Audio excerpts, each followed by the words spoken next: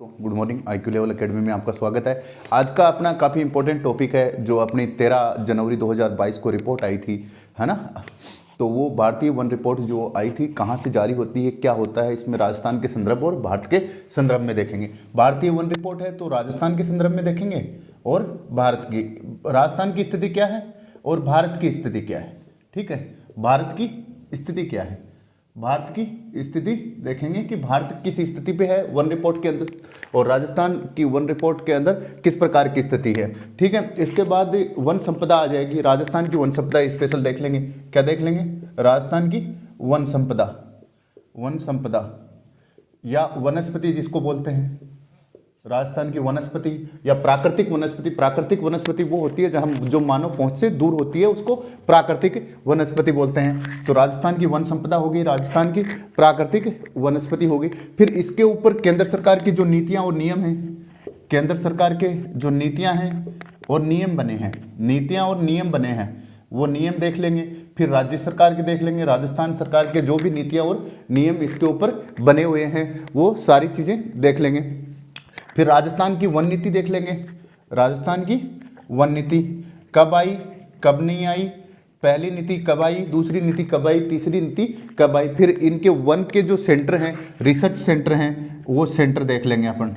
ठीक है, research centre देख लेंगे। मुख्य मुख्य घास जो भी हैं, घास कहाँ पे पाई जाती हैं, किस लिए। जो मोंगिया जो है आपका आजकल सहजन की फली का जो क्वेश्चन है वो बार बार रिपीट होता है, क्योंकि सहजन के अंदर 300 प्रकार की जड़ी बूटियों का काम करती है। ये 300 प्रकार के रोगों का निदान करती है। बस थोड़ा सा ये होता है कि इसका छाल का यूज करने से गर्भवती महिलाएं जो हैं उनके लिए थोड़ा सा साइड इफेक्ट करती है, बाकी सभी के लिए ये पॉजिटिव है। तो एक एक चीज़ को विस्तार से देख लेते हैं। ठीक है, ठीक है, आगे देखते हैं भारत स्थिति। जो भारत की वन स्थिति रिपोर्ट क्या कह रही है, वन स्थिति रिपोर्ट जारी कौन करता है देख लेना। इंडियन स्टेट ऑफ जो फॉरेस्ट रिपोर्ट है वो जारी कौन करता है, देहरादून करता है, देहरादून। इसका सेंटर कहां पे है, देहरादून के अंदर। और वैसे IFS की जो ट्रेनिंग होती है वो मध्य प्रदेश में होती है, इंडियन फॉरेस्ट सर्विस की जो ट्रेनिंग होती है वो मध्य प्रदेश में होती है, तो देहरादून जारी करता है। ठीक है, अब बात आती है कि 1987 में शुरू हुआ था। कब शुरू हुई थी ये रिपोर्ट? 1987 में शुरू की गई थी। प्रति 2 वर्षों में एक बार रिपोर्ट निकाली जाती है,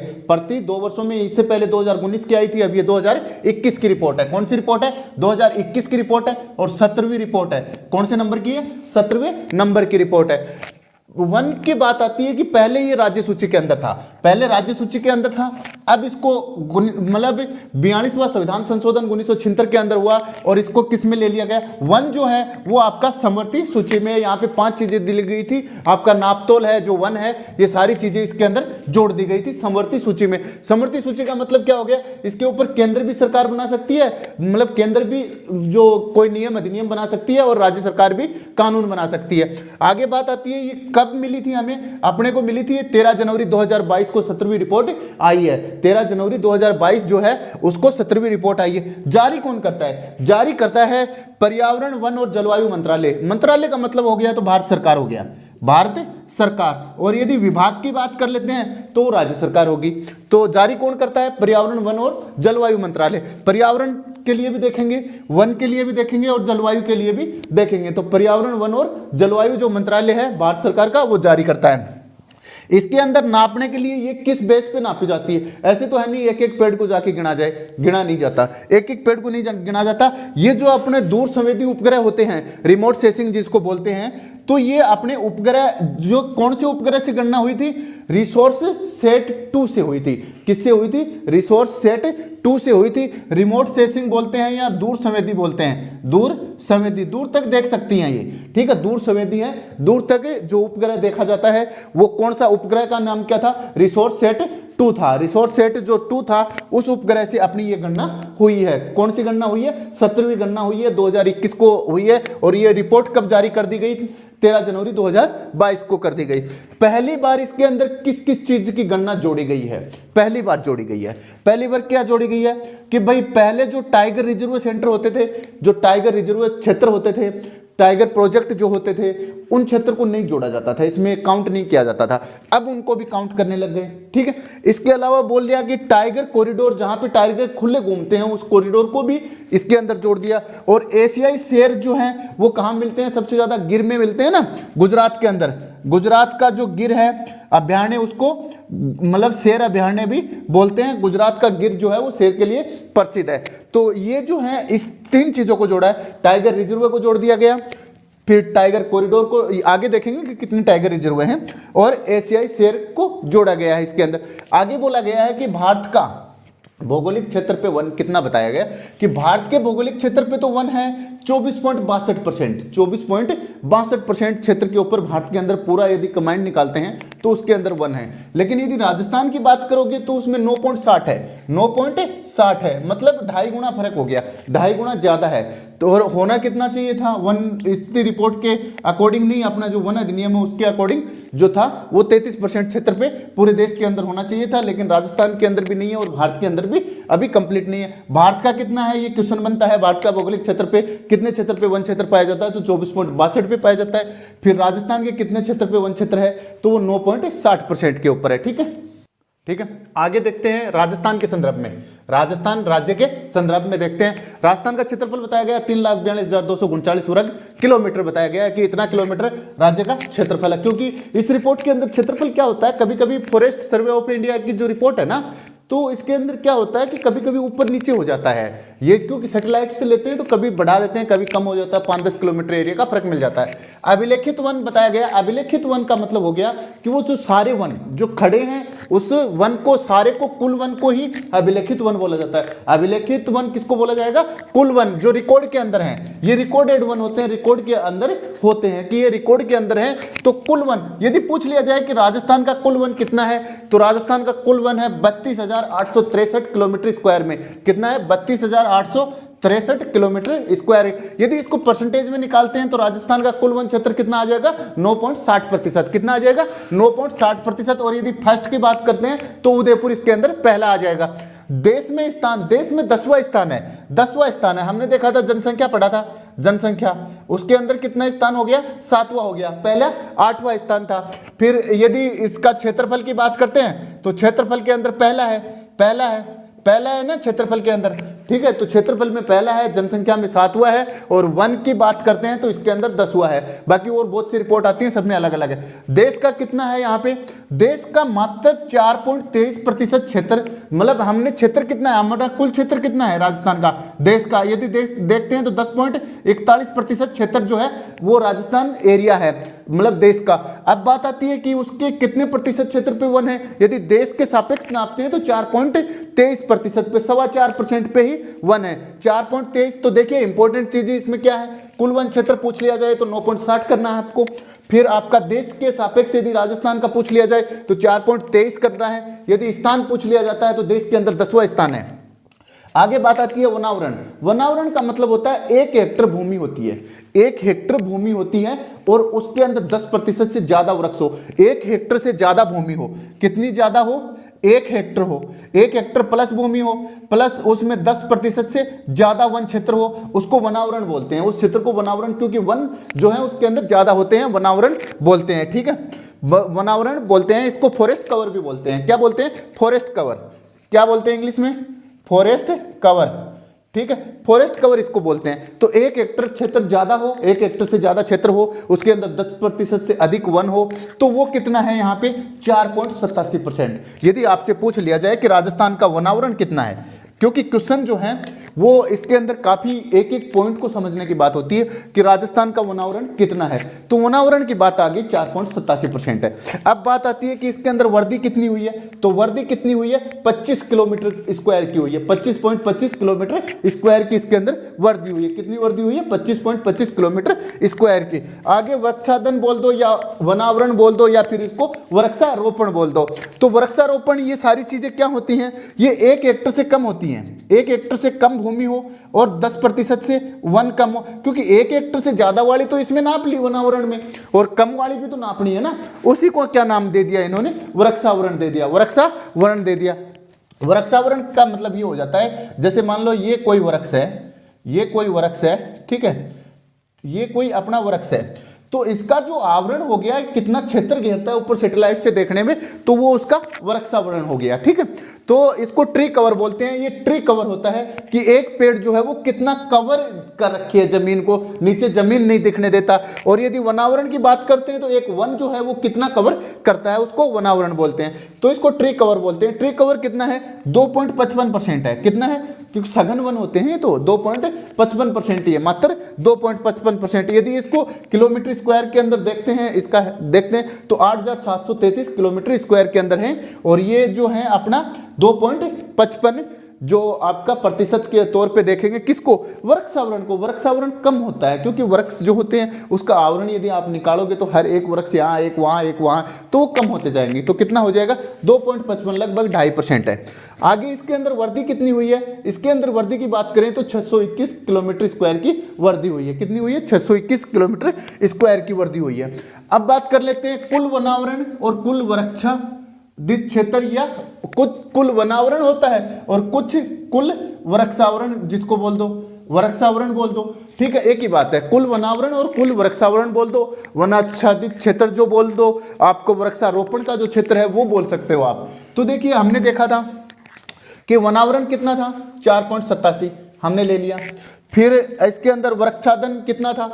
वृक्षादन 2.55 था। इन दोनों को कंबाइंड जोड़ दिया तो इतने क्षेत्र के अंदर तो वन खड़े हैं भाई, इतने क्षेत्र के अंदर तो वन खड़े हैं। अब बात आती है ये वाला परसेंटेज क्यों लिया फिर 9.60 वाला? तो भाई 9.60 वाला इसलिए है, कहीं पे खुले वन भी हैं यार, वो भी तो काउंट करोगे ना सबका औसत निकाल के, तो इसलिए 9.60 हो गया।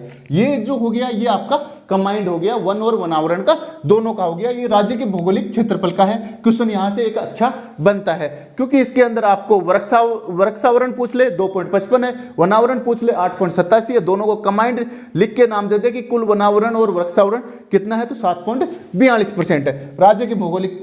अब बात कर लेते हैं प्रति व्यक्ति औसत जो है वो वनावरण कितना है या वृक्षावरण कितना है। तो प्रति व्यक्ति औसत की बात करते हैं राज्य में। ठीक है, राज्य के सापेक्ष पढ़ रहे हैं ना अपन, तो राज्य के अंदर प्रति व्यक्ति औसत वनावरण और वृक्षावरण, ये वनावरण और वृक्षावरण दोनों को कंबाइंड निकाल के चलोगे तो आपका कितना आ जाएगा? 0.037 हेक्टेयर हो जाएगा। कितना हो जाएगा? 0.037, 0.37%। 0.37 जो है वो प्रति हेक्टेयर आपका जो है वो प्रति व्यक्ति औसत निकल आएगा। ठीक है, ठीक है। आगे आती हैं कि सर्वाधिक वन क्षेत्र वाले जिले कौन से हैं? सर्वाधिक वन क्षेत्र के जिले कौन से हैं? तो सर्वाधिक वन क्षेत्र का जिले की बात करते हैं। ये वन क्षेत्र की बात हो रही है, प्रतिशत की बात नहीं हो रही, प्रतिशत का आगे देखेंगे। वन क्षेत्र की बात करते हैं, सबसे ज्यादा वन किसके अंदर है? उदयपुर के अंदर है। कितने परसेंट हिस्से पे है? 23.49% हिस्से पे। कितने वन है? 2753 किलोमीटर स्क्वायर के अंदर है। अलवर है दूसरा, आपका अलवर है। पहला उदयपुर है, दूसरा अलवर है, तीसरा प्रतापगढ़ है, चौथा बारा है। तो आपका क्या हो जाएगा? APB। ठीक है, AAPB हो जाएगा। यदि आपको याद करना है तो उदयपुर के अंदर हो जाएगा। क्या हो जाएगा? उदयपुर के अंदर हो जाएगा, अलवर के अंदर हो जाएगा, अलवर के बाद में आपका प्रतापगढ़ के अंदर हो जाएगा, और प्रतापगढ़ के बाद में बारा और चित्तौड़गढ़ के अंदर आपके वन क्षेत्र हैं। बस ये थोड़ा सा अलवर अलग घुसा हुआ है, ये ध्यान रखना। अलवर जो है ये सेकंड नंबर पे है, ये अलग घुसा हुआ है, बाकी साउथ राजस्थान के जिले हैं। तो उदयपुर है, अलवर है, प्रतापगढ़ है, बारा है और चित्तौड़गढ़, इसके अंदर तो क्षेत्र के अंदर वन क्षेत्र है। अब बात कर लेते हैं न्यूनतम की। तो न्यूनतम के अंदर सबसे कम किसके अंदर है? चूरू के अंदर है। चूरू के अंदर न्यूनतम है। उसके बाद हनुमानगढ़ के अंदर न्यूनतम है, चूरू, हनुमानगढ़, फिर जोधपुर, फिर गंगानगर, फिर दौसा। किसमें है? देखिए दौसा यहाँ पे लास्ट में 5वें नंबर पे आ रहा है, अलवर इसके पास में पड़ता है दूसरे नंबर पे। अलवर में ज्यादा पेड़ पौधे हैं, दौसा में कम है। तो ध्यान रखना, पहले नंबर पे चूरू, दूसरे पे हनुमानगढ़। ये दो रट के रखना भाई, ये दो रट के रखना, एग्जाम में यही टकराएंगे। यदि हाँ RS का दिया तो आपका सीक्वेंस दे सकते हैं आगे का। तो न्यूनतम क्षेत्र कितने हैं? चूरू और हनुमानगढ़ का। और यदि अधिकतम पूछ लिया जाए तो उदयपुर और अलवर का। कहाँ का है? उदयपुर और अलवर का। उदयपुर, अलवर, प्रतापगढ़, बारा और चित्तौड़गढ़ का। यदि कम की बात करते हैं तो कम में चूरू, हनुमानगढ़, जोधपुर, गंगानगर और दौसा हो जाएगा। आगे बात कर रहे हैं कि एक मतलब दो आपके जो वनस्पति वैज्ञानिक रहे हैं, चैंपियन और सेठ। चैंपियन और सेठ ने कहा कि जो आधार माना है, चैंपियन और सेठ ने पौधों के वर्गीकरण का आधार माना है, 3 आधार माना। उन्होंने कहा कि पौधों की संरचना कैसी है, उस हिसाब से बांटो इनको। पौधों की आकृति कैसी है, उस हिसाब से बांटो, लंबे को लंबे, बड़े को छोटे, झाड़ी जो भी है उसमें बांटो।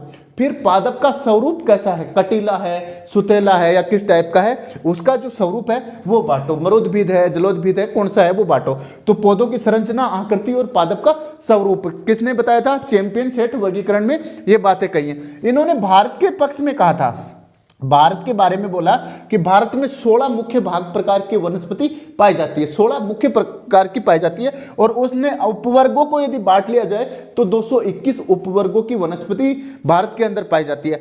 अब हमने भी पूछा भाई आपने भारत का तो हाथ देख दिया, थोड़ा सा हमारा भी देख दो। तो राजस्थान ने अपना माथा दिखाया तो उसमें कहा कि उष्ण कटिबंधीय वन है आपके, तो 2 प्रकार के वन है। बोले वन के जो मुख्य भाग 16 हैं उसमें से 2 प्रकार के हैं आपके, कौन कौन से, उष्ण कटिबंधीय वन बता दिए, और दूसरे उपोष्ण बुरबुरो जो तातो भी रहा ठंडो भी रहा, तो उपोष्ण कटिबंधीय वन बता दिए। अब बोला कि बोले भाई ये तो ठीक है, आपने 2 लाइन तो बता दी, तीसरी हमारे भी उपवर्ग बता दो। तो बोले आपके 20 उपवर्ग है। तो देखिए सब सर्वाधिक वन क्षेत्र उदयपुर, अलवर, प्रतापगढ़, बारां और चित्तौड़गढ़ के अंदर है। न्यूनतम की बात करते हैं तो चूरू, हनुमानगढ़, जोधपुर, गंगानगर और दौसा के अंदर है। ठीक है, आगे आते हैं सर्वाधिक वन प्रतिशत वाले। अब बात करेंगे प्रतिशत वालों की।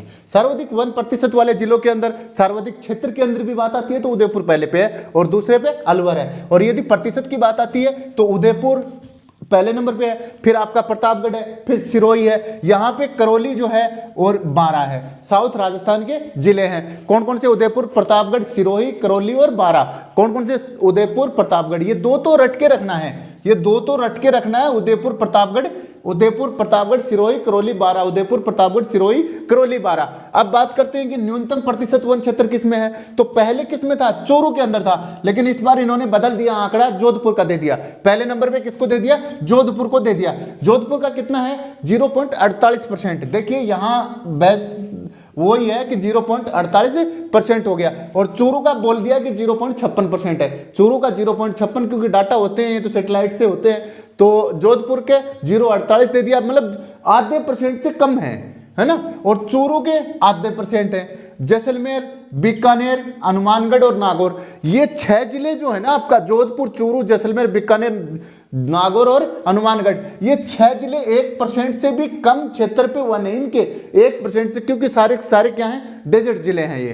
ठीक है, रेगिस्तानी जिले हैं। अब पूछा जाता है कि राजस्थान का ग्रीन वॉश कितना है, ग्रीन वॉश कितना है। तो राजस्थान का ग्रीन वॉश एक ये सिंपल डाटा है, तो कभी कभी आरपीएससी डाटा पूछ लेती है, 16,655 किलोमीटर ग्रीन वॉश है। अब झाड़ियां पूछ लेती है तो 4800 किलोमीटर के अंदर, 4808 के अंदर क्या है, झाड़ियां हैं। बांस क्षेत्र पूछ लेती है, ये भी सीधे डाटा है इसलिए लिखाए गए हैं। बांस क्षेत्र पूछ लेती है कि राजस्थान में बांस क्षेत्र, वैसे तो आपको पता है कि बांस जो है इसको हरा सोना बोलते हैं, हरा सोना बोलते हैं। ये घास है, बांस जो है ये घास है। केंद्र सरकार ने ये डिक्लेयर कर दिया है कि मतलब अपने जो गृह मंत्री हैं अमित शाह ने भी, उनकी रिपोर्ट आई थी तो उसमें एक क्लियर डिक्लेयर कर दिया गया था कि ये झाड़ी नहीं है, ये वृक्ष नहीं है, ओनली बांस जो है वो घास है, इसको हरा सोना बोला जाता है। ये 1555 किलोमीटर क्षेत्र में है। पहले से क्या हुई है, देश का तो 1% बांस होता है राजस्थान में, क्योंकि बांस तो नॉर्थ ईस्ट के अंदर होता है ना, अपने कहाँ बांस होगा, 1% बांस होता है। थोड़ा बहुत बांसवाड़ा मान लो, उदयपुर मान लो। फिर कमी कितनी आई है इसके अंदर, कमी आई है 319 किलोमीटर स्क्वायर की। क्यों, पहली बात तो हुआ बहुत गणो, और बहुत गणो वजना बने के वजह वो क्या करे ने कि एक तो ओयो बहुत है, ओयो जना बसंती ताई अजज न वो शोर ले जाए बेचारी।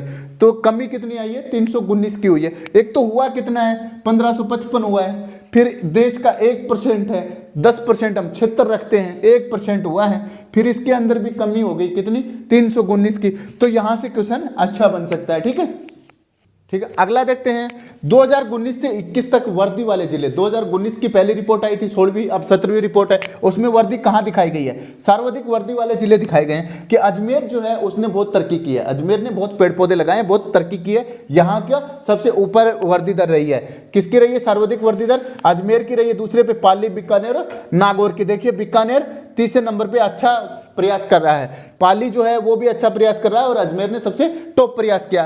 कमी कहाँ हुई है, कमी की बात करते हैं। कमी हुई है आपकी जालोर, करौली और सिरोही के अंदर। जालोर, करौली और सिरोही के अंदर देखिए वर्दी जो होती है ना, वो पहले से कोई चीज कम होती है ना, उसमें थोड़ा सा भी बढ़ जाती है तो वो परसेंटेज में बहुत ज्यादा लगती है, और कमी जो होती है ना वो सबसे ज्यादा होती है, वहां से थोड़ी डाउन हो जाती है तो वो कमी हो जाती है। तो कमी कहां से हुई है, जालोर, करौली और सिरोही से। जालोर, करौली, सिरोही से। वर्दी कहां हुई है, अजमेर, पाली, बीकानेर और नागौर से। ठीक है, अब आती है राजस्थान की वेजिटेशन, वनस्पति क्या है या वन संपदा राजस्थान की क्या है। तो राजस्थान की वन संपदा को देखते हैं कितने भागों में बांटते हैं। तो आगे पहले नंबर पे बांटा है उष्ण कटिबंधीय कांटेदार वन। ये कांटेदार होते हैं, उष्ण कटिबंधीय होते हैं। उष्ण होता है क्योंकि रेगिस्तान जो क्षेत्र है वो गर्म रहता है। तो मरुस्थलीय क्षेत्र, दुनिया का कोई भी क्षेत्र जो है वो मरुस्थल कब कहलाता है, डेजर्ट कब कहलाता है, जब उसमें 25 सेंटीमीटर से कम वर्षा होती हो। यदि ठंडे एरिया में हो रही तो वो लद्दाख है, लद्दाख ठंडा मरुस्थल हो गया। गर्म मरुस्थल है तो अपना थार का मरुस्थल हो गया, गर्म हो गया। 25 सेंटीमीटर से कम जो वर्षा होती है, 25 सेंटीमीटर निर्धारित करती है इस क्षेत्र को रेगिस्तान होने के लिए।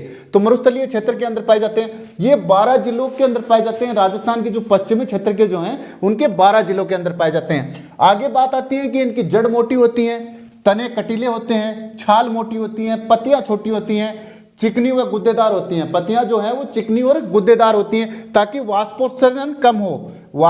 वाष्पोत्सर्जन जो है वो कम हो। वाष्पोत्सर्जन, वाष्प का जो उत्सर्जन है ना, वाष्प उत्सर्जन है ना, तो वो कम होना चाहिए। वाष्प उत्सर्जन कम हो, पानी कम सोखे, इसलिए उनको तीस ना लगे, जड़े नहीं। इसलिए ये सारी चीजें होती हैं, ये एक क्लाइमेट के लिए बहुत जरूरी है, इनके लिए रहने के लिए। आगे आती है एक लाठी सीरीज और है, वहां पे जो भूगर्भ जल पट्टी के अंदर क्या मिलता है, पानी मिलता है। ये कहाँ मिलता है, पाकिस्तानी सीमा के सहारे पोखरण से लेके मोहनगढ़ तक मिलती है। लाठी सीरीज कहाँ पे है, ये आपकी पोखरण से मोहनगढ़ तक है। आगे इसके अंदर घास की बात करते हैं तो घास काफी इंपॉर्टेंट होते हैं। एक तो सेवण घास होता है, सेवण घास गाय भैंस खा के बढ़िया दूध दी ही, ठीक है। एक मुरात होता है, एक अंजन होता है, एक करड़ होता है, एक सिरकानिया होता है, मोचिया घास होता है, मूंज होता है। मूंज तो आपा कुछो खा बने मूंज हो गयो। मोचियो घास यो भी भैंस वगैरह खाए। मुरात, अंजन, कुरड़, सिरकनिया, मोचिया और मूंज, सेवण दामन एक ही का नाम है, ठीक है। आगे बात आती है कि झाड़ियां, झाड़ियां जो हैं कौन कौन सी हैं, बेर है, बेर की तो झाड़ी हो गई है। कैर है, कैर भी झाड़ियों के अंदर गिने जाते हैं। फोग, फोग से क्या किया जाता है, ऊंट की गिरबान बनाते हैं। ऊंट की जो नाक के अंदर डालते हैं ना नकेल, वो गिरबान जो बनती है वो फोग की लकड़ी से बनती है। यहाँ से क्वेश्चन बहुत बार टपकता है, जो ऊंट के अंदर जो नाक के अंदर जो गिरबान पहनाई जाती है वो किसकी लकड़ी से बनती है, फोग की से। और फोग से फोग लिया उसका रायता बनता है, ठीक है। आगे पौधे कौन से हैं, आकटा का पौधा है, ग्वार पाठा है और नागफणी है, थुअर है। नागफणी का तो अपने को पता ही है कि पहला जो कैक्टस पार्क है वो कुलधरा जैसलमेर के अंदर बना है। ये भी काफी इंपॉर्टेंट रहता है कि जो पहला कैक्टस पार्क जो है वो कुलधरा के अंदर बना है और ये कहां पर बना है, जैसलमेर के अंदर बना है। तो कैक्टस पार्क में इसमें कई प्रकार की कैक्टस की प्रजातियां जो हैं वो लगाई जाएंगी। अब 12 जिले राजस्थान के कौन कौन से आते हैं, ये राजस्थान है तो राजस्थान के यहां से उठा लो आप शेखावाटी क्षेत्र तक को ले आओ। तो ये जो क्षेत्र है ये पूरे का पूरा कौन सा है, ये रेगिस्तानी क्षेत्र है। रेगिस्तानी क्षेत्र है, रेगिस्तानी क्षेत्र आपको पता है 12 जिलों के अंदर फैला हुआ है। अरावली पर्वतमाला है उसके पश्चिम की साइड के अंदर है। यहाँ पे 12 जिले आएंगे। 12 जिले जो भी हैं इसके वो सभी के सभी 12 जिले अपने शेखावाटी, चूरू, झुंझुनू सीकर भी आ जाएगा, बाड़मेर, गंगानगर। फिर उधर निकलोगे तो आप बीकानेर, जैसलमेर, फिर जोधपुर का क्षेत्र आ जाएगा, नागौर का क्षेत्र आ जाएगा, जालोर का, पाली का कुछ क्षेत्र आ जाएगा और बाड़मेर का क्षेत्र आ जाएगा, ठीक है। और इसके अंदर पेड़ कौन कौन से लगते हैं, पेड़ खेजड़ी। खेजड़ी सबसे ज्यादा कहां पाई जाती है, शेखावाटी क्षेत्र के अंदर, हमारे वाले क्षेत्र के अंदर सबसे ज्यादा खेजड़ी पाई जाती है। रोयडे की बात करते हैं तो ये चूरू में मिलता है। रोयडा जो है ये सबसे ज्यादा चूरू के अंदर मिलता है। बबूल जो आपको पता ही है, जाल होते हैं और कुम्मटिया जाल बील लगा करें। तो जाल जो है अपना जो झुंझुनू का जो क्षेत्र है, जो आरक्षित क्षेत्र घोषित किया गया है झुंझुनू का, बीड़ क्षेत्र को, उस बीड़ जाल का ही बीड़ है, वो पूरे में जाल लगे हुए हैं उसमें। आगे कुम्मटिया के पेड़ जो हैं वो बड़े पेड़ के अंदर आते हैं, ठीक है, ठीक है। आगे बात करते हैं ये शुष्क उष्ण कटिबंधीय धोकवन की बात करते हैं। धोकवन जो होते हैं, या इसको अर्ध शुष्क पर्णपाती भी बोल देते हो, आधा शुष्क बोल देते हो, कि सूखा तो रह गया 25 से कम वाला, 25 से लेके 80 वाला जो भी हो गया, 70-80 सेंटीमीटर जहां तक वर्षा होती है वहां पे कौन मिलते हैं? उष्ण कटिबंधीय धोकवन। कौन से वन? धोकवन राजस्थान के अंदर सर्वाधिक पाए जाते हैं, राज्य के अंदर सबसे ज्यादा वन पाए जाते हैं, धोकवन पाए जाते हैं। ये अर्ध शुष्क और पर्णपाती वन होते हैं, या फिर इनको क्या बोल दो? अर्ध शुष्क पर्णपाती बोल दो, क्योंकि ये मार्च अप्रैल के अंदर क्या करते हैं? अपनी पत्तियां झाड़ देते हैं। यहां से क्वेश्चन बनता है। आगे अर्धशुष्क क्षेत्र 25 से 75 सेंटीमीटर के अंदर जयपुर, यहां वर्षा क्षेत्र है, ये यहां पे वर्षा होती है। जयपुर है, टोंक है, सवाई माधोपुर है, जालोर है, शेखावाटी है, जयपुर, दौसा, जयपुर, अलवर, राजसमंद और भरतपुर। आपका किसमें? भरतपुर आपका। इन जिलों के अंदर ये वन पाए जाते हैं। राज्य में धोकड़ा वन जो है वो सर्वाधिक पाए जाते हैं। पूछा जाता है कि राजस्थान राज्य में सबसे ज्यादा वृक्ष किसके मिलते हैं? तो धोकड़ा के मिलते हैं। आगे पर्णपाती। पर्णपाती मतलब ये पत्ते कब झाड़ते हैं? ये मार्च अप्रैल में झाड़ते हैं। कब झाड़ते हैं? मार्च अप्रैल के अंदर पत्ते झाड़ते हैं। वैसे तो देखो, पत्ते झाड़ने की सीजन दो टाइप की होती है। एक तो मार्च अप्रैल के अंदर पत्ते झाड़ देते हैं, ये तो आधिकारिक बात होती है। और अपन प्रैक्टिकल तौर पे क्या देखते हैं, फिर ये कब मतलब आपका अक्टूबर और सितंबर अक्टूबर में, सितंबर और अक्टूबर के अंदर, जो आपका सितंबर अक्टूबर का टाइम है उसके अंदर भी पत्ते झाड़ते हैं। तो पूछ लिया जाता है कि पर्णपाती वन अपने पत्ते कब झाड़ते हैं? तो वो मार्च अप्रैल में झाड़ेंगे। ठीक है, मार्च में क्या है, राजस्थान मतलब देश का जो नया संवत जो होता है वो शुरू हो जाता है 21-22 मार्च से। पेड़ कौन कौन से पेड़ है? पेड़ की बात करते हैं तो इसमें धोकड़ा है, सालर के पेड़ है, धोकड़ा के पेड़ है, नीम का पेड़ है, कदम का पेड़ है, अमलतराज की बात करते हैं और पलास की बात करते हैं। पलास जो है ना, इसको जंगल की ज्वाला बोलते हैं, जंगल की ज्वाला बोलते हैं, ज्वाला बोलते हैं। जंगल की ज्वाला, इसके फूल जो होते हैं ना लाल लाल टाइप के होते हैं, आप देखोगे तो इतने गहरे लगते हैं जैसे जंगल में आग लग गई हो। ठीक है, इसका यदि साइंटिफिक नाम, इसका वनस्पतिक नाम देखोगे तो इसका ब्यूटिया बोला है, क्योंकि ये सुंदर बहुत होता है। तो ब्यूटिया मोनास्पर्मा, ब्यूटिया मोनास्पर्मा जो है, यहां से बहुत बार क्वेश्चन बना है, बहुत बार क्वेश्चन बना है। आईएएस में पूछ लिया, आरएस में पूछ लिया 2 बार। तो जो प्लास जो है उसका वनस्पतिक नाम क्या है? ब्यूटिया मोनास्पर्मा। ये जंगल की ज्वाला बोलते हैं। ये आपके उत्तर प्रदेश और झारखंड राज्य जो हैं उसका क्या है? उत्तर प्रदेश और झारखंड राज्य जो हैं उसका भी क्या है? ये राज्य वृक्ष है, वो राज्य फूल है, राज्य पुष्प है। कौन सा पुष्प है? जंगल की ज्वाला जो प्लास है वो राज्य का पेड़ है। अब बात आती है खेजड़ी की, बात करते हैं खेजड़ी। खेजड़ी देखो राज्य के अंदर तो है ही है, ठीक है, अपने राजस्थान के अलावा तेलंगाना का भी ये राज्य वृक्ष है। लेकिन देश की बात करते हैं, राष्ट्रीय वृक्ष की, राष्ट्रीय वृक्ष की बात करते हैं। तो राष्ट्रीय वृक्ष की ये है आपका जो सऊदी अरब है, सऊदी अरब, सऊदी अरब जो है उस कंट्री का भी क्या है? ये राष्ट्रीय वृक्ष है। खेजड़ी को पूछ लिया जाता है, खेजड़ी जो है वो राष्ट्रीय वृक्ष है, अपना राज्य वृक्ष है, तेलंगाना का राज्य वृक्ष है, इसको सऊदी अरब जो है वो राष्ट्रीय वृक्ष मानती है। धोकड़ा, सालर, नीम, कदम, अमलतराज और पलास जो है, पलास को ब्यूटिया मोनास्पर्मा बोला जाता है और इस जंगल की ज्वाला बोली जाती है। ठीक है, आगे घास की बात करते हैं तो इसमें एक खस घास मिलती है, ये बहुत इंपॉर्टेंट घास होती है। इससे इत्र बनता है, इत्र बनेगा, इससे क्या बनेगा? इत्र बनते हैं, सेंट बनते हैं, शरबत बनते हैं, या फ्लेवर मिलाने के लिए सारे फ्लेवर में काम में लिया जाता है। खस घास होती है। खस घास जो है वो इत्र और शरबत बनती है, इत्र और शरबत बनती है। और ये कौन से जिलों में पाई जाती है? ये क्वेश्चन न जाने कितनी बार पूछ लिया, न जाने कितनी बार ये क्वेश्चन आरपीएससी ने पूछ लिया कि ये कौन खस घास जो है कौन कौन से जिलों में पाई जाती है? तो टोंक, सवाई माधोपुर और भरतपुर के अंदर मिलेगी। कहां पे मिलेगी? टोंक, सवाई माधोपुर और भरतपुर के अंदर मिलेगी। ठीक है, ठीक है। आगे बात आती है मिश्रित पर्णपाती वन। मिश्रित पर्णपाती वन होते हैं, एक तो अर्धशुष्कीय पर्णपाती वन हो गए और उसके बाद मिश्रित पर्णपाती वन होते हैं। इनमें कुछ पत्ते जो हैं, पेड़ जो हैं पत्तियां झाड़ देते हैं, कुछ नहीं झाड़ पाते। ये जो होती है वर्षा क्षेत्र कितना होता है? 60 से 80 सेंटीमीटर वर्षा क्षेत्र होता है। ये राजस्थान के भीलवाड़ा, राजसमंद, बूंदी, टोंक, सवाई माधोपुर, चित्तौड़गढ़ और कुछ हिस्सा उदयपुर के अंदर पाए जाते हैं। ठीक है, इन जिलों के अंदर पाए जाते हैं। पेड़ जो हैं, कौन कौन से पेड़ यहाँ पे पाए जाते हैं? पलास का पेड़ भी यहाँ पे मिलेगा, क्योंकि अपने ने देखा था इससे पहले मिश्रित पर्णपाती में भी वो मिल रहा है और जो आपका अर्धशुष्क पर्णपाती है उसमें भी है। पलास का है, आम का है, बरगद का है, गुल्लर का है, अशोक का पेड़ है। अशोक का पेड़ जो इसकी पूजा होती है। तेंदू का पेड़ है, बांस का पेड़ है, खेर का पेड़ है। बांस सबसे ज्यादा कहाँ पे होते हैं? बांसवाड़ा में होते हैं। बांसवाड़ा के अंदर सबसे ज्यादा होते हैं। आगे चंदन, चंदन जो है सबसे ज्यादा कहाँ पे होते हैं? कर्नाटक में। कर्नाटक में पुष्पा झुकेगा नहीं, है ना, पुष्पा झुकेगा नहीं, तो वो किस पे था? चंदन पे मूवी थी। वो कहाँ पे होती है? कर्नाटक के अंदर होते हैं। यहाँ का डाकू वीरप्पन मुच्छो वाला देखा होगा आपने, तो वो चंदन का डकैत था। आगे आती है हल्दी घाटी। हल्दी घाटी के अंदर खमनोर की जो खमनोर का जो क्षेत्र है उसके अंदर राजस्थान के अंदर चंदन होते हैं। कहाँ पे होते हैं? खमनोर। और खमनोर का हल्दी घाटी किसके लिए भी फेमस है? चैती गुलाब के लिए। यहाँ पे गुलाब की खेती भी हो रही है ना, तो चैती गुलाब के लिए भी प्रसिद्ध है। आगे तेंदू, तेंदू जो होता है, तेंदू सबसे ज्यादा कहाँ मिलेगा?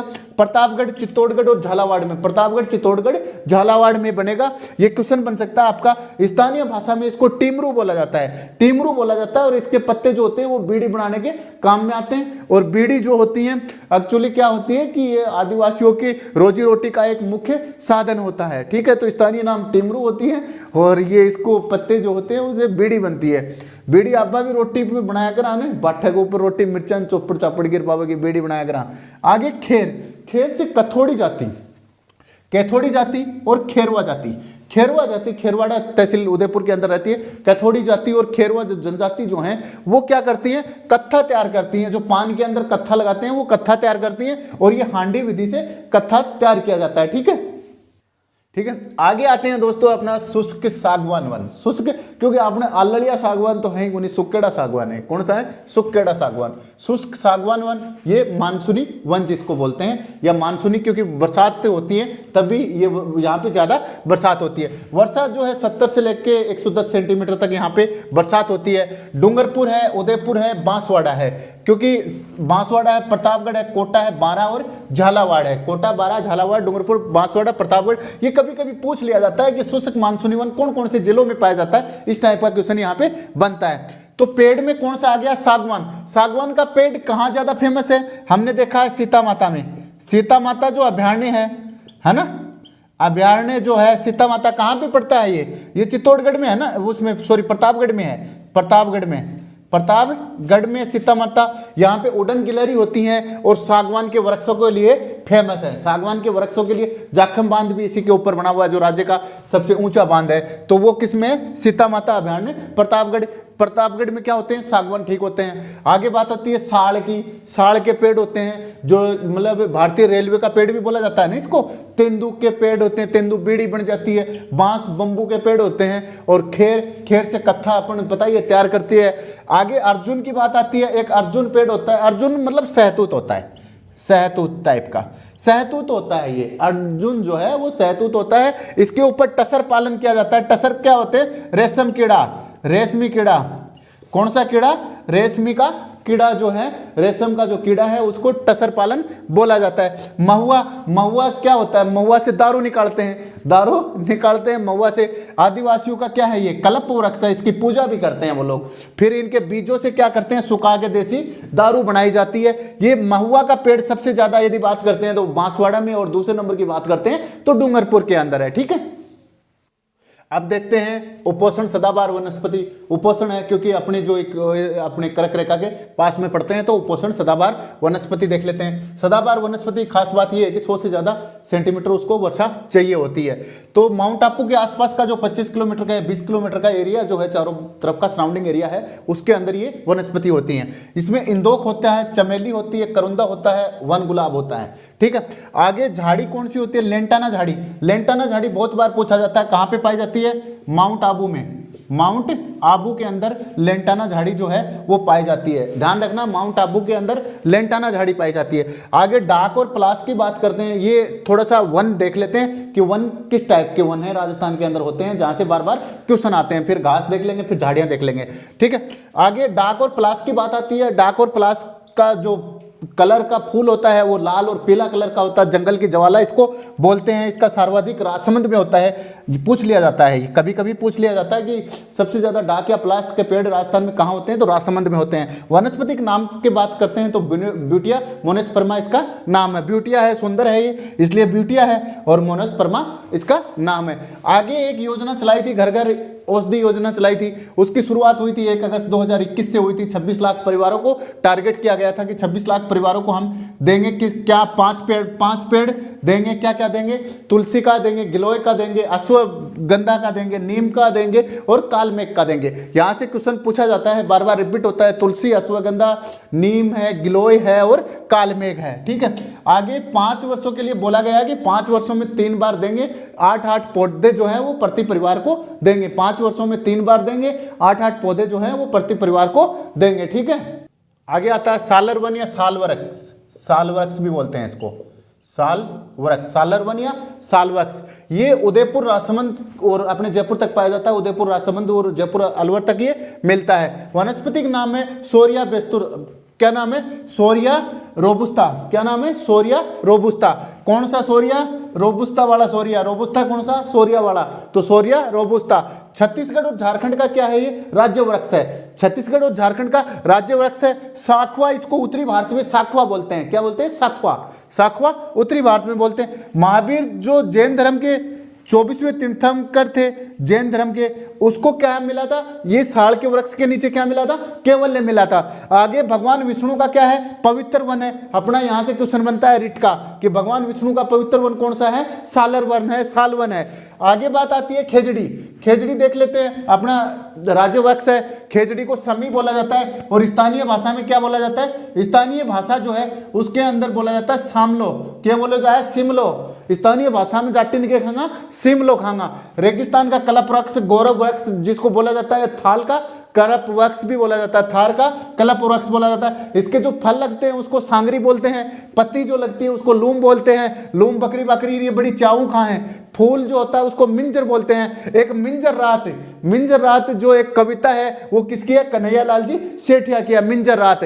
तो मिंजर जो फूल होते हैं उसको मिंजर बोलते हैं। आगे बोलते हैं सिंधी भाषा में इसको छोकड़ा बोलते हैं, छोकड़ा, छोकड़ा क्या बोलते हैं सिंधी भाषा में। पंजाबी और हरियाणी में जाटी बोलते हैं। हमारे यहाँ पे भी शेखावाटी में भी क्या बोलेंगे इसको, शेखावाटी क्षेत्र में भी जाटी बोलेंगे, शेखावाटी क्षेत्र में जाटी बोलते हैं। कन्नड़ में बोलते हैं इसको बन्नी, बन्नी, अपने बीननी ने बन्नी गए हैं और आठे कन गए हैं, जाटी ने बन्नी गए हैं। तमिल के अंदर बोल जाता है पे में, पे में, कौन सा में, पे में। ठीक है, आगे बोला गया है कि इसकी पूजा जो है वो दशहरा और गुग्गा जाटी की होती है, गुग्गा जाटी की। वो जो अपना क्या गुग्गा नवमी से एक दिन पहले जो केसरिया होता है ना, केसरिया को पूजा होती है इसकी, केसरिया के दिन इसकी पूजा होती है, केसरिया के दिन और दशहरा के दिन पूजा होती है। ये क्वेश्चन बार बार रिपीट होता है। यहाँ से आगे बोला गया कि ये 31 अक्टूबर 1983 जो था, इसके ऊपर राजस्थान को ये राज्य वृक्ष बनाया गया। इसके ऊपर 1 रुपए की टिकट भी जारी हुई थी। आगे तेलंगाना और राजस्थान का ये राज्य वृक्ष है।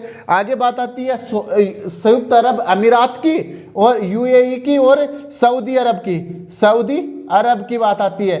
तो सऊदी अरब और ये जो आपका यूएई है, संयुक्त अरब अमीरात है, इनका क्या है, ये राष्ट्रीय वृक्ष है, जहां पे इसको क्या बोला जाता है, गाफ बोला जाता है, गाफ है, क्या बोला जाता है, गाफ बोला जाता है। गोगा जी और जुझार जी लोक देवता जो हैं उनके यहाँ पे थान लगते हैं, गोगा जी और जुझार जी के थान लगते हैं। ठीक है, इसका साइंटिफिक नाम क्या हो जाएगा जाटी का, प्रोसोफिस सेनेरेसिया, प्रोसोफिस सेनेरेसिया जो है वो इसका साइंटिफिक नाम हो जाएगा। ठीक है, अपना एक टॉपिक और भी बचा हुआ है, भारतीय जो वन रिपोर्ट आई है उसके भारत के आंकड़े बचे हुए हैं, साथ में राजस्थान के जो वन अधिनियम है वो बचे हुए हैं और केंद्र सरकार के वन अधिनियम वो लास्ट में देखेंगे। पहले देख लेते हैं धोकड़ा। धोकड़ा का वनस्पतिक नाम क्या है, एनोजिस, एनोजिस पंडुला, एनोजिस पंडुला नाम है। खेर से क्या बनता है, कत्था बनता है, वैज्ञानिक नाम है अकेसिया कटेचू, अकेसिया कटेचू जो है वो इसका वैज्ञानिक नाम है खेर का। उदयपुर चित्तौड़गढ़ के अंदर ये सर्वाधिक होता है खेर जो है। उदयपुर चित्तौड़गढ़ के अंदर कथोड़ी जो जनजाति होती है वो क्या करती है, हांडी विधि से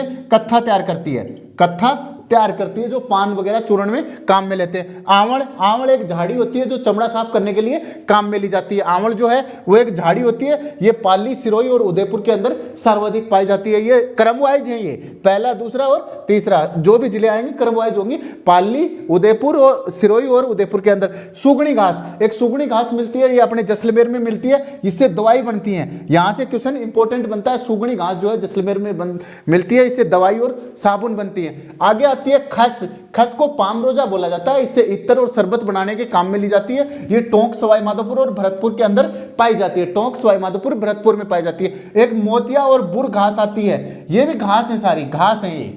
तो कौन कौन सी घास है? मोतिया और बुर घास है। मोतिया और बुर घास जो है ये आपकी सुगंधित घास है और ये आपके बीकानेर क्षेत्र में पाई जाती है। बीकानेर के श्री डूंगरगढ़ कोलायत के अंदर, देशनोक है नोखा, उसके अंदर पाई जाती है। फिर ये सरदार शहर जो आपका थोड़ा बहुत चूरू में भी मिलती है। चूरू के अंदर कहाँ पे मिलती है? सरदार शहर के इलाके में मिल जाती है। बाकी बीकानेर में मोतिया और बुर घास जो है वो सुगंधित घास है और बीकानेर में पाई जाती है। एक ओलेवरी घास, ये आरएस में पीटी में आया ही था। ओलेवरी जो घास है उसको क्या, ये जोधपुर के अंदर पाई जाती है। जोधपुर के ओसिया से लोहावट तक पाई जाती है, ओसिया से लोहावट तक पाई जाती है और इसको लेमन घास भी बोला जाता है। तो ये पूछा गया था कि ओलेवरी घास या लेमन घास है वो राजस्थान में कहाँ पाई जाती है? तो ये जोधपुर के अंदर पाई जाती है। ध्यान रखना, ओलेवरी घास जोधपुर के अंदर मिलेगी, मोतिया और बुर घास जो है वो बीकानेर के अंदर मिलेगी। खस घास या पामरोजा जिसको बोलते हैं वो आपको टोंक सवाई माधोपुर भरतपुर में मिलेगी। आंवल जो झाड़ी है वो चमड़ा साफ करने के लिए पाली सिरोही उदयपुर के अंदर मिलेगी। सुगड़ी घास जो है वो जैसलमेर में, एक जिले की ज्यादा याद रखना, सुगड़ी घास एक अकेली जैसलमेर की, मोतिया बुर घास अकेली बीकानेर की, ओलेवरी घास अकेली जोधपुर की। ठीक है, आगे बात आती है महुआ। महुआ, महुआ के जो फल होते हैं उससे तेल भी निकलता है और उससे दारू भी निकलती है। दारू निकलती है, उस दारू को देसी भाषा में क्या कहते हैं? मोकड़ी कहते हैं, मोकड़ी। उदयपुर के अंदर सबसे ज़्यादा महुआ होता है, उसके बाद डूंगरपुर के अंदर होता है, उसके बाद बांसवाड़ा के अंदर सबसे ज़्यादा महुआ होता है। इसको आदिवासियों का कल्प वृक्ष बोला जाता है, इसको पूजा की जाती है, वो लोग इसको पूजते हैं। सांस्कृतिक महत्व किस सांस्कृतिक त्यौहार पे? टोटम पे, टोटम जो है उसके ऊपर इसका सांस्कृतिक महत्व है। वनस्पतिक नाम की बात करें तो मधु का दारू को बोला जाता है। मधुशाला आपने पढ़ा होगा हरिवंश राय बच्चन की, तो मधु का किसको बोला जाता है? दारू को बोला जाता है। मधु का लौंगीफोलिया, कौन सा फोलिया? उसके अंदर लूंग और मिला देते हैं तो वो फिर वो लौंगीफोलिया हो जाता है। मधु का लौंगीफोलिया हो जाता है। मारवाड़ी और मेवाड़ी क्षेत्र में इसको डोमला बोलते हैं। क्या बोलते हैं? डोमला। क्या बोलेंगे? डोमला। किसको? महुआ को बोलेंगे।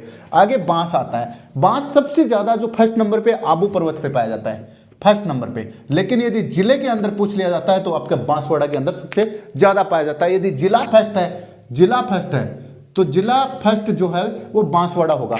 उदयपुर के अंदर, कोटा के अंदर पाया जाता है। इसको आदिवासियों का हरा सोना कहा जाता है। और इसका जो वनस्पतिक नाम है, वनस्पतिक नाम की बात करते हैं तो बम्बूसा, बम्बू कौन कहेंगे? बांस में क्या कहें? बम्बू। और बुलगरीस, क्या बोलेंगे इसको? बम्बूसा बुलगरीस। कौन सा? बम्बूसा बुलगरीस। बीड़ जो होते हैं, बीड़ बोला जाता है, घास के मैदान होते हैं या चारागाह की जो भूमि होती है उसको बीड़ बोला जाता है, पूछा जा सकता है बीड़ का। रोइडा, रोइडे को क्या बोला जाता है? राजस्थान का या मरुस्थल का सागवान बोला जाता है। मारवाड़ का टिक बोला जाता है। फूल जो होता है इसका वो अपना राज्य पुष्प है ना, रोइडे का फूल। तो रोइडे का फूल क्या है? राज्य पुष्प है, राज्य पुष्प है। ठीक है, राजस्थान की शोभा बोला जाता है। किसको बोला जाता है? रोइडे के फूल को बोला जाता है। इसका वनस्पति नाम कौन सा होगा? टिकोमेला अंडुलेटा। टिकोमेला अंडुलेटा। ये क्वेश्चन जो है किसी के गलत नहीं होने चाहिए। ये 31 अक्टूबर 1983 को जाट्टी वाले दिन इसको क्या कर दिया गया था? पुष्प बना दिया था, राज्य पुष्प बना दिया था। और इससे क्या होता है? बंदूक की बट बनती है। और अपन ने गिरबान देखा था, गिरबान, गिरबान किससे बनती है? फोग से बनती हैं। फोग की लकड़ी जो होती है, गिरबान नाक में गोरबंद वाले जो देखते हो आप, तो उसके अंदर गिरबान लगाते हैं। तो वो किसकी? गिरबान जो होती है वो फोग की लकड़ी से बनेगी। और जो बंदूक की बिट बनती है वो पीछे का स्टीयरिंग हैंडल बनता है ना, वो सारा किसका बनता है? अपनी रोइडे की लकड़ी से बनता है। ठीक है, ठीक है। आगे बात आती है गोंद। गोंद जो होता है बाड़मेर का चोटन क्षेत्र जो है फेमस है। गोंद बाड़मेर का चोटन क्षेत्र फेमस है। यहाँ पे क्या होते हैं? मुसलमान जाति और मेघवाल जाति के लोग जो है वो गोंद इकट्ठा करने का काम करते हैं। आगे जंगल की सुंदरता किसको बोलते हैं? सुंदरता आर्किड को बोलते हैं। और जंगल की ज्वाला जो होती है वो पलास को बोलते हैं। बागड़ का चिक्कू तेंदू को बोलते हैं, बीड़ी वाले पत्ते को।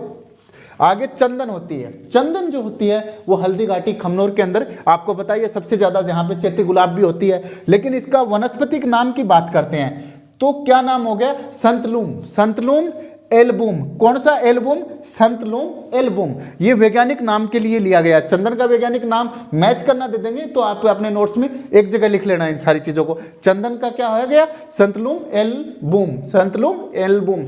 आगे लीलन घास। लीलन घास को सेवन घास बोलते हैं, स्थानीय भाषा जैसलमेर में इसको लीलन बोल देते हैं। गोडाउन पक्षी इसके ऊपर क्या करता है? अंडा देता है। गोडाउन पक्षी क्या करता है? अंडा देता है। ये अपना राज्य पक्षी हो गया। तो इस लिल्लड़ घास का भी वैज्ञानिक नाम क्या है? लूसियोरूस। कौन सा रूस? लूसियोरूस। लूसियोरूस सिडिकुस। लूसियोरूस सिडिकुस जो है वो इस लिल्लड़ घास का वनस्पतिक नाम है। कौन सा नाम है? वनस्पतिक नाम है। ठीक है, आगे तेंदू। तेंदू बीड़ी बनती है, सबसे ज्यादा एमपी के अंदर पाया जाता है। राजस्थान के अंदर बात करते हैं तो झालावाड़ के अंदर सबसे ज्यादा पाया जाएगा, उसके दूसरे नंबर पे 12 और तीसरे पे कोटा में पाया जाएगा। इसका वनस्पतिक नाम की बात करते हैं तो डिसोफिरस। कौन सा फिरस? डिसोफिरस। और आगे है मेलनोक्सिलोन। कौन सा लोन?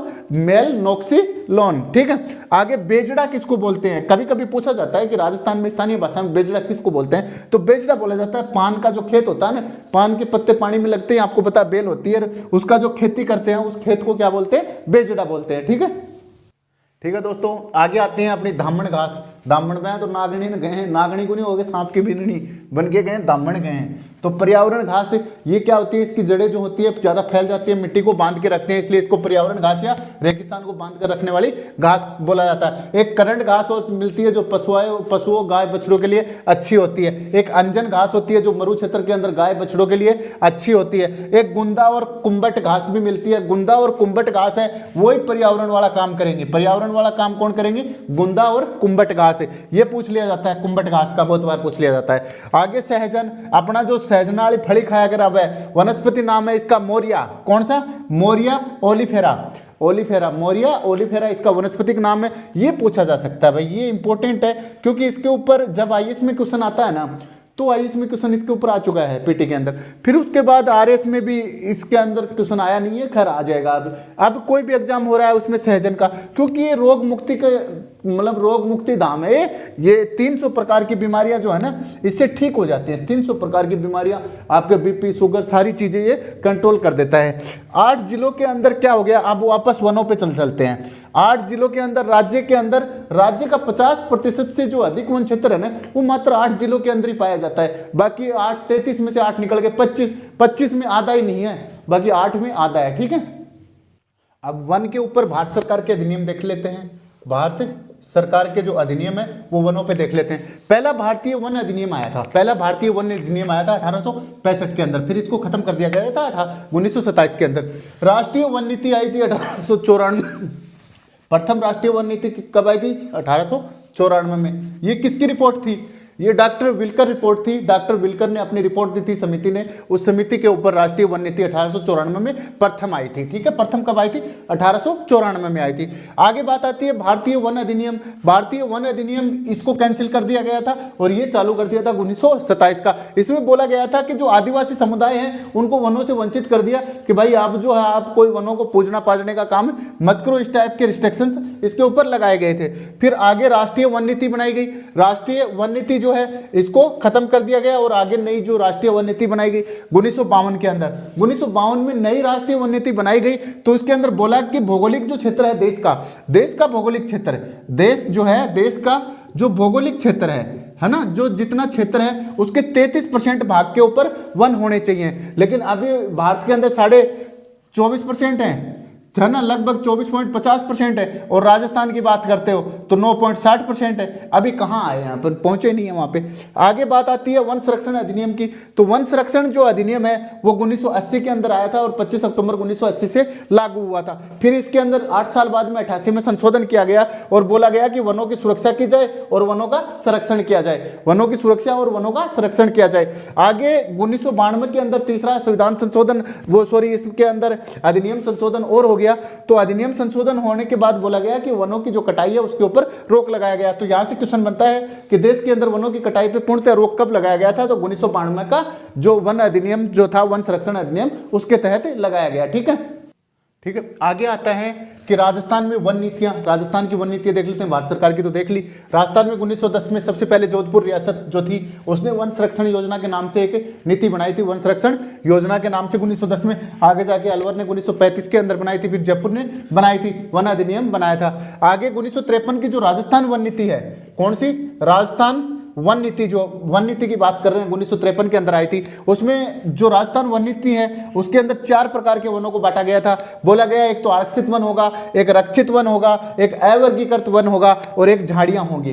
तो देख लेते हैं अभी इसके आधार पे जो 2021 की रिपोर्ट क्या कह रही है? इस आधार पे कह रही है कि संपूर्ण सरकारी नियंत्रण आरक्षित वन होंगे, इसके ऊपर संपूर्ण सरकारी नियंत्रण होगा, पशुचारण नहीं होगा, पशुचारण नहीं होगा, और आपका मतलब लकड़ी कटाई नहीं होगी, लकड़ी की कटाई नहीं कर सकते आप, लकड़ी कटाई नहीं होती, ये सब नहीं होता। और पशुचारण जो संपूर्ण सरकारी नियंत्रण के अंदर होते हैं, ये 37.5% भाग के अंदर है, पूछ लिया जाता है कभी कभी। आगे रक्षित वन है, रक्षित वन जो है उसके अंदर सीमित मात्रा में आप लकड़ी काट सकते हो, पशुचारण कर सकते हो कुछ क्षेत्र में, सीमित क्षेत्र में। ये सबसे ज्यादा है, कितने हैं? 56.59 मतलब 49% है, तो 56.5% है, 56.50% जिसको बोल सकते हो, 56.5% कौन से हैं? रक्षित वन है सबसे ज्यादा। अवर्गीकृत वन जो है, अवर्गीकृत अपने सबसे कम पाए जाते हैं, कितने हैं? 6.46 के अंदर पाए जाते हैं। ये शेष वन जो बच गए ना, इन दोनों के अंदर नहीं आ रहे, वो शेष वन हो गए, और इसके ऊपर सरकार का कोई नियंत्रण नहीं होता, आप लकड़ी भी काट सकते हो, पशुचारण भी कर सकते हो। अब बात आती है कि रक्षित वन सबसे ज्यादा कहां पे है? 12 में है। सर्वाधिक कहां पे है? 12 में है। अवर्गीकृत वन जो आती हैं वो कहां पे हैं? बीकानेर में है, गंगानगर में है, गंगानगर में है, जोधपुर में। तो अवर्गीकृत कहां पे है? बीकानेर, गंगानगर में। और ये जो रक्षित वन को कहां पे है? 12 में। और अवर्गीकृत कहां पे है? बीकानेर, गंगानगर में। झाड़ियां इसके अंदर बांटी गई हैं। फिर आगे एक वर्गीकरण और आता है कि अति संघनन वन राज्य के अंदर बहुत ज्यादा पेड़, एकदम गहरा उगड़ा पेड़ कितनी दूर में है? 78 किलोमीटर में ही, 78 किलोमीटर में। यदि परसेंटेज काटने बेटा तो बको 0.02% आओगो। मध्यम संघन वन की बात करते हैं, वो 1.28% हिस्से में, और खुला वन जो है वो 3.57% हिस्से में। यदि अपन कुल वनावरण करते हैं, वनावरण, ठीक है, ये तो हो गया वनावरण। वनावरण कितना हो गया? मतलब पूरे वन कितने हैं, उनका आवरण, वनावरण ज्यादा होता है, कितना है? 4.87। और वृक्षावरण था, एक अपना आया था, एक तो वृक्षावरण होता है, एक वन का आवरण होता है। वन का आवरण जितने दूर में वन रहेंगे वो वनावरण, वृक्षावरण ये कम रहेगा ना, तो ये कितने हैं? 2.55% हिस्से के अंदर है। इन दोनों को जोड़ दो, कुल वृक्षावरण और वनावरण दोनों आ जाएगा। ठीक है, ठीक है। आगे आते हैं वन प्रशिक्षण केंद्र राजस्थान में वन प्रशिक्षण के केंद्र, वन ट्रेनिंग इंस्टीट्यूट कहाँ कहाँ पे है? Forest training institute Rajasthan one प्रशिक्षण केंद्र आपका अलवर में है। कहाँ पे है? अलवर में है। एक तो है अलवर के अंदर राजस्थान वन प्रशिक्षण केंद्र, और एक है मरु वन प्रशिक्षण केंद्र जो है वो आपका जोधपुर के अंदर है। अगला तीसरा वानिकी प्रशिक्षण केंद्र जो है वो आपका जयपुर के अंदर है। तो जयपुर, जोधपुर और अलवर के अंदर राजस्थान वन की बात आ रही है, राजस्थान नाम पहले आ रहा है तो अलवर के अंदर, मरु आ रहा है तो जोधपुर के अंदर, वानिकी आ रहा है तो जयपुर के अंदर। आगे वन अनुसंधान केंद्र रिसर्च सेंटर कहाँ कहाँ पे है? तो विश्व वानिकी वृक्ष अनुसंधान जो मतलब उद्यान जो है, विश्व वानिकी वृक्ष उद्यान अनुसंधान केंद्र कहाँ पे है? आपका झालाना, जयपुर के अंदर है। कहाँ पे है? जयपुर के अंदर, झालाना के अंदर है। एक ग्रास फार्म है घास के लिए, ग्रास फार्म नर्सरी कहाँ पे है? ये भी जयपुर के अंदर है। वन अनुसंधान फार्म कहाँ पे है? घास का और वन का दोनों कहाँ पे है? गोविंदपुरा, जयपुर के अंदर आते हैं। फिर एक वन अनुसंधान फार्म, एक तो वन अनुसंधान फार्म जयपुर में है और एक वन अनुसंधान फार्म बांकी में है। बांकी कहाँ पड़ता है? उदयपुर के अंदर, बांकी उदयपुर के अंदर। ठीक है, ठीक है दोस्तों। आगे आती है अपनी भारत की जो वन रिपोर्ट है, ये कौन जारी करता है? देहरादून कहाँ पे पड़ता है? उत्तराखंड राज्य की राजधानी देहरादून है। देश के अभिलेखित वन, भारत की बात हो रही है यहाँ पे, देश के जो अभिलेखित वन, अभिलेखित का मतलब हो गया जो रिकॉर्ड के अंदर सारे वन जो आते हैं उनको अभिलेखित वन बोलते हैं, या जिसको कुल वन भी बोल लेते हैं। कितने हैं? 23.58% वन है। यदि कुल वनावरण और वृक्षावरण पूछ लिया जाता है, यदि कुल वनावरण और वृक्षावरण देश का कितना है, तो 24.62% वनावरण और वृक्षावरण है। कुल वनावरण की बात करते हैं तो 21.71% है, और कुल वृक्षावरण की बात करते हैं, वृक्ष देखो कम दूर में सघन होता है और वन जो होता है वो लंबी दूर में सघन होता है, तो वन हमेशा ज्यादा होगा, वृक्ष कम होगा। तो कुल यदि वृक्षावरण की बात करते हैं तो 2.9%, लगभग 3% है। इन दोनों को आप कंबाइंड करते हो तो 24.62% आ जाएंगे। आगे कुल वर्दी की बात आती है। कुल वर्दी जो हुई है 2261 किलोमीटर के अंदर हुई है। यदि परसेंटेज के अंदर लेते हैं तो पावली वर्दी हुई है, मतलब पावली वर्दी को क्या मतलब हो गया कि 1 रुपये में पावली पर 0.28 है ना प्रतिशत की वर्दी हुई है। बाघ रिजर्व की बात करते हैं तो बाघ रिजर्व यहां तक ये गणना हुई थी, यहां तक तो 52 थे, लेकिन उस गणना के बाद में 54 हो गए। वो अपने जो राज्य के वन्य जीव अभयारण्य जो वन्य जीव पढ़ेंगे उनके बारे में सारी योजनाएं और सारे जो नए बने हैं कौन से बने, पहला कौन सा टाइगर प्रोजेक्ट कैसे है, क्यों डिक्लेयर किया जाता है, वो सारी चीजें देखेंगे। अब बात आती है कि यदि बाघ रिजर्व की बात करते हैं, क्योंकि इसके अंदर शेर बाघ का टाइगर का अलग से जोड़ा गया है ना आपके 12 अध्याय, तो फर्स्ट के अंदर आ जाएगा आपका एमपी में 66 है। इसको बाघों का घर बोलते हैं। क्या बोलते हैं? बाघों का घर। बाघों का घर किसको बोलते हैं? एमपी को बोलते हैं। ठीक है, एमपी में सबसे ज्यादा बाघ रिजर्व हैं, कितने हैं? 66 है। एमपी में 66 है। सेकंड किसमें है? कर्नाटक और तमिलनाडु के अंदर 55 है। सर्वाधिक वन की बात आती है, अभिलेखित वन की बात आती है, तो सबसे ज्यादा जो वन कहां पे है, वन क्षेत्र की बात होती है कि किस राज्य के अंदर सबसे ज्यादा दूरी के अंदर क्षेत्र में वन होंगे, तो सबसे ज्यादा मध्य प्रदेश में है, मध्य प्रदेश के अंदर है। दूसरे नंबर पे बात करते हैं तो महाराष्ट्र की बात करते हैं, तीसरे नंबर पे छत्तीसगढ़ और चौथे नंबर पे उड़ीसा की बात कर लेते हैं। अब सर्वाधिक वनावरण की बात कर लेते हैं। वन का आवरण सबसे ज्यादा कहां पे है, तो वनावरण भी कहां पे मिलेगा? एमपी के अंदर मिलेगा। पिछली जो गणना थी उसके अंदर अरुणाचल था, लेकिन अब अरुणाचल नीचे चला गया, एमपी दोनों के अंदर पहले पे है। आपका सर्वाधिक वन अभिलेखित वन में और सर्वाधिक वनावरण के अंदर आपका एमपी पहले पे है, अरुणाचल प्रदेश जो है दूसरे नंबर पे है। आगे बात आती है प्रतिशत की। प्रतिशत देखिए सबसे ज्यादा तो लक्षद्वीप में है, लेकिन ये लक्षद्वीप क्या है? यूटीज है, ये है ना, तो यूटीज है, यूनियन टेरिटरीज है ना, तो इसलिए इसको काउंट नहीं करते। राज्य की बात करते हैं तो यहां पे आ जाएगा। राज्य में किसमें सबसे ज्यादा? मिजोरम के अंदर। और यदि स्टेट की मतलब पहले यूटीज भी यदि नाम दे रखा है तो पहले लक्षद्वीप मारना होगा, फिर मिजोरम, अरुणाचल प्रदेश, और सबसे कम की बात करते हैं तो हरियाणा में। यदि दुनिया की बात करते हैं तो भारत 10वें नंबर पे आता है। और यदि बात करते हैं कि भारत के अंदर कितने वन क्षेत्र आते हैं, तो भारत का जो आपको पता ही है कि 2.4% जो हिस्सा है वो पूरे विश्व का क्षेत्रफल है। लेकिन अपना जो देश है इसके अंदर जो कुल वृक्ष पूछ लिया जाता है आपसे, तो 24.62% क्षेत्र के ऊपर क्या है? वृक्ष है। ये इंपॉर्टेंट बनता है यदि देश का कोई एग्जाम आता है, सेट के लिए, रिट वगैरह, रिट के लिए भी कोई क्वेश्चन यहां से बन जाता है। ठीक है दोस्तों, आपको वीडियो अच्छा लगे तो लाइक, शेयर और सब्सक्राइब करें। अगले जो वीडियो आएंगे अपने पास जल्दी टीम आ रही है और जल्दी थोड़ा सिस्टम चेंज हो रहा है। ठीक है।